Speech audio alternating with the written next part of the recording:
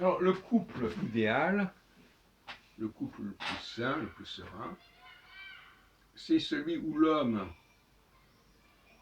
ne se laisse pas trop aller au niveau vestimentaire, au niveau de la toilette, et où la femme ne se laisse pas trop aller au niveau de ce qu'elle dit, de ce qu'elle aimait, de ce qu'elle profère, etc. Donc vous avez donc deux couples exactement inverses. Le couple où l'homme est très très mal habillé, débraillé, et où la femme dit n'importe quoi, parle très fort, et dit ce qui lui passe par la tête. De l'autre côté, le couple plus sage, où l'homme est correctement, se présente correctement, et où la femme contrôle ses propos. Voilà donc la différence importante. Et ça correspond à deux philosophies comportementales qui sont quand même intéressantes. Alors, quelque part, ce sont des couples qui se forment en fait.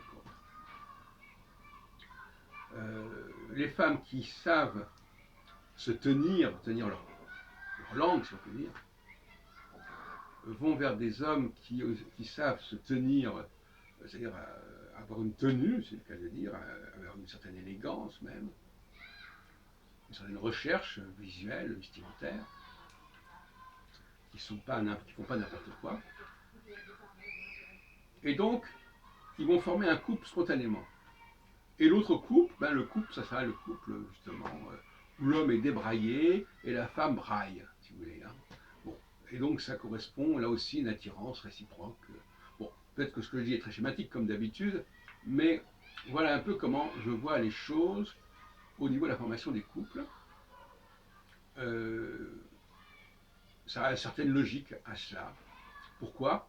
Parce que dans un cas, on a un couple qui a une certaine maîtrise de lui-même, la femme se maîtrise, l'homme se maîtrise, et d'autre cas, on a un couple qui est pour la liberté d'expression, on dit ce qu'on pense, on s'habille comme on veut, comme on le sent, etc.